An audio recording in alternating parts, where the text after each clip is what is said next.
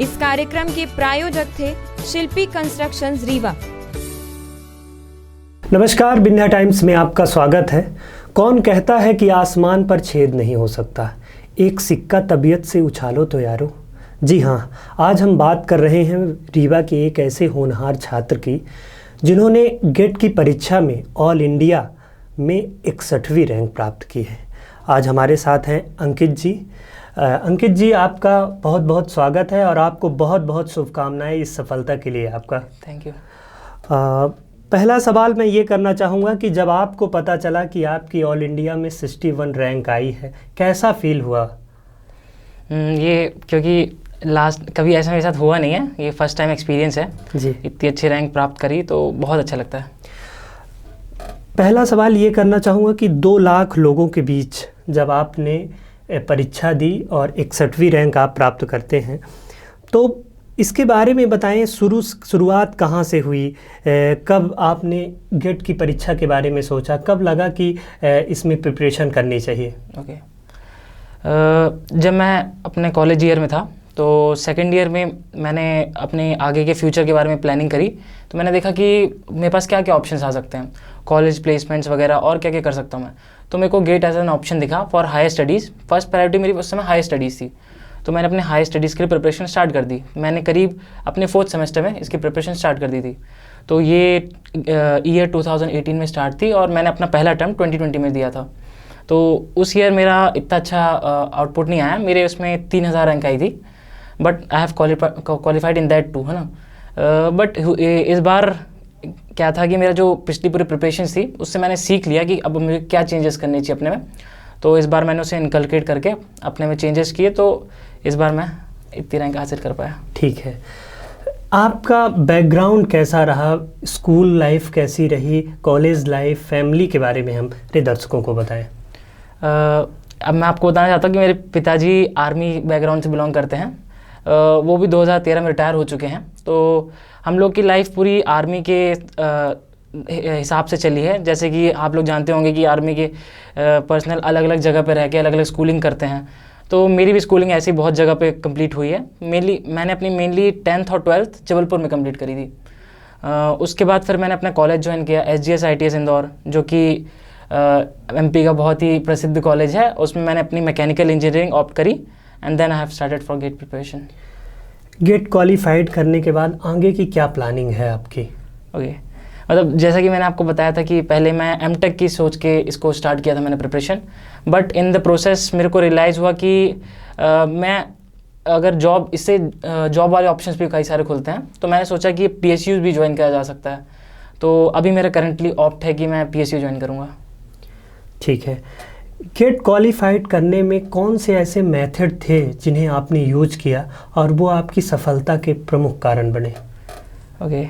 हाँ, जैसे कि लास्ट ईयर मैंने बहुत सारे मिस्टेक्स करी थी। तो पहले मेरे को तो इस बार प्रिपरेशन में उन सबको करेक्ट करना था। तो मैंने बहुत सारी चीज़ें अपने में चेंजेस करी थी। फर्स्ट ऑफ ऑल मैंने एग्ज़ाम फेयर बहुत बड़ा प्रॉब्लम होता है बच्चों में, तो मैंने उसको करने के लिए मल्टीपल पेपर दिए, कम से कम 50, 100, 200 पेपर करके अपने आप को एग्ज़ाम फेयर हटाया अपने अंदर से। पहला इंपॉर्टेंस मैं इसको देना चाहूँगा। बाकी अपने स्टडी आवर्स, अपनी सिटिंग कैपेसिटी, अपना सराउंडिंग एग्ज़ाम में कैसे देना है, इन सब को करके मैंने एग्ज़ाम के ओरिएंटेड अपनी पढ़ाई करी एंड देन डेली रूटीन की अक्सर सफल लोगों से बात होती है कि डेली रूटीन कैसी रही, तो आपकी डेली रूटीन कैसी रही और उसमें स्टडी का कितना टाइमिंग था? ये बातें आप जो प्रिपरेशन कर रहे हैं लड़के, उनके लिए बताएं। ओके। मैं पहले बताना चाहूँगा कि मैंने ये प्रिपरेशन 2018 में क्योंकि स्टार्ट करी थी, तो उस समय मेरा रूटीन कुछ अलग था और 2021 के लिए मैंने प्रिपेयर किया, उस समय थोड़ा रूटीन मेरा अलग था। तो किसी भी एग्ज़ाम को प्रिपेयर करने के लिए आपको पहले सब पूरा बेसिक नॉलेज गेन करनी पड़ती है। उसके लिए आपको थ्रू द प्रोसेस जाना पड़ेगा, बेसिक्स को अपना क्लियर करना पड़ेगा, हर चीज़ क्लियर करनी पड़ती है। तो वो भी मेरे साथ हुआ। मैंने अपने कॉलेज के साथ ही साथ अपना बेसिक स्ट्रॉन्ग करा। 2020 तक काफ़ी मेरा अच्छा स्ट्रॉन्ग हो चुका था, बट वही कुछ प्रॉब्लम्स हैं अंदर, फियर आ गया, एग्ज़ाम थोड़ा सा कुछ इतनी प्रैक्टिस नहीं कर पाया, उस कारण मेरा लास्ट टाइम रह गया था। बट इस बार मैंने अपने में जो चेंजेस करे, बस ये था कि इस बार कोरोना के कारण हमारे पास ज़्यादा, अब मेरे रिसोर्सेज पूरे इंदौर में रह गए थे, मैं अपने ले नहीं पाया था। इसके कारण मेरा प्रोसेस, अपनी प्रिपरेशन थोड़ी डिलेड हो गई थी मेरी करीब मैंने अपनी प्रिपरेशन सितंबर में स्टार्ट करी थी रीस्टार्ट, बट मेरे पास एक वो प्लस पॉइंट था कि मैंने पहले प्रिपरेशन कर रखी है, इसलिए मैं 4 से 5 मंथ में अपने आप को दोबारा उस लेवल पे ला पाया एंड आई डिड इट। तैयारी के समय क्या कभी ऐसा लगा कि अब नहीं हो पाएगा, छोड़ देते हैं? क्योंकि इसका अक्सर जिक्र होता है, लोग तैयारियां करते हैं, बहुत सारे छात्र बहुत नज़दीक तक जाने पर मनोबल टूट जाता है। तो आपको भी कभी मनोबल में कभी समस्या आई, कभी लगा कि अब नहीं करना चाहिए, छोड़ देना चाहिए? ओके अब जैसे कि हाँ, ये प्रॉब्लम बहुत बच्चों को होती है, मेरे साथ भी। मतलब जब मैं 2021 के लिए तैयार कर रहा था तब बहुत सारी फीलिंग आ रही थी ऐसी, क्योंकि मैं उस समय अपने घर पे प्रिपेयर कर रहा था, तो बार बार मेरे को फीलिंग आ रही थी अब मुझसे नहीं हो पाएगा, मैं इतनी सीटिंग कैपेसिटी बची नहीं है, वो मेरे को अंदर से वो फोर्स नहीं आ रहा था कि मैं इसके लिए प्रिपेयर करूँ, मैं कर सकता हूँ।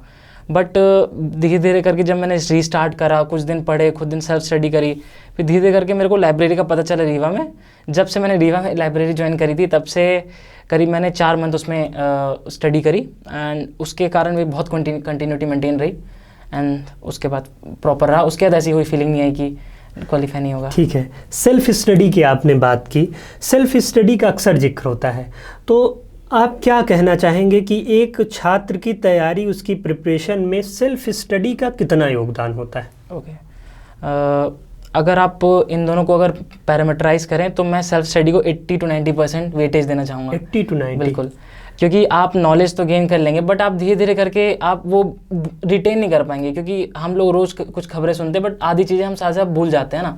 तो आपको सेल्फ स्टडी ही करनी पड़ेगी, आपको उस चीज़ को 10 बार 20 बार बार बार रिपीट करना पड़ेगा। गेट जैसे टेक्निकल एग्ज़ाम जिसमें कि ऑल इंडिया लेवल पे स्टूडेंट्स बैठते हैं, IITs NITs बहुत हाई लेवल स्टूडेंट्स भी बैठते हैं, तो उसके लिए आपको एक चीज़ों को केवल एक बार करने से कुछ फ़ायदा नहीं होगा, केवल गेन कर लेने से फ़ायदा नहीं होगा, आपको रिपीट खुद से बार बार एक्स्ट्रा फोर्सेस एक्स्ट्रा एफर्ट्स लगाने पड़ेंगे। तो सेल्फ स्टडी को मैं बहुत इंपॉर्टेंस देता हूँ।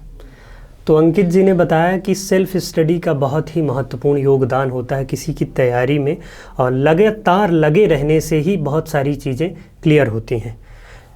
आपके जीवन में हर छात्र के जीवन में दोस्तों की भूमिका बहुत महत्वपूर्ण होती है, और हर व्यक्ति के जीवन में मित्र ज़रूर होते हैं। तो आप इस सफलता में और इस जर्नी में दोस्तों को क्या कहना चाहेंगे? हाँ, दोस्तों का बहुत ही ज़्यादा इम्पोर्टेंस है। फर्स्ट ऑफ ऑल मैं जब कॉलेज लाइफ में था तब मेरा एक बेस्ट फ्रेंड था, उसके साथ मैंने अपनी प्रिपरेशन स्टार्ट करी थी। तो हम लोग एक दोनों साथ जब प्रिपरेशन कर रहे थे तो एक दूसरे का सपोर्ट, एक दूसरे को पुश कर करके दोनों प्रिपरेशन कर रहे थे, तो हम लोग का काफ़ी स्ट्रॉन्ग पाथ चल रहा था उसके से।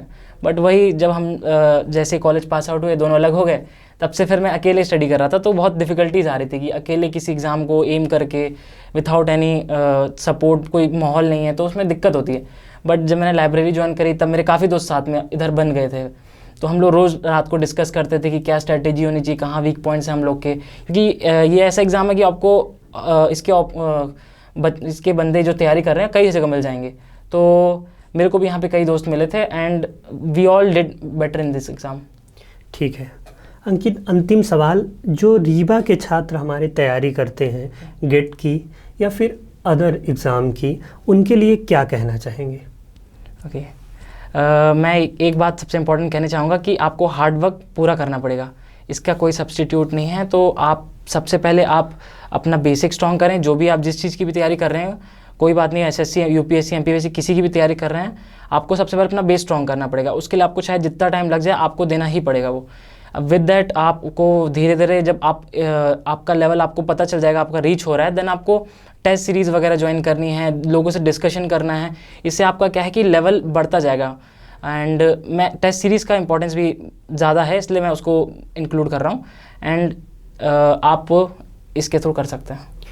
अंकित बहुत बहुत थैंक यू आपका, और आपको बहुत बहुत शुभकामनाएं इस विंध्या टाइम्स परिवार की तरफ से, आपकी सफलता का बहुत बहुत धन्यवाद। Thank you. A youth talk program sponsored by Shilpi Constructions Riva.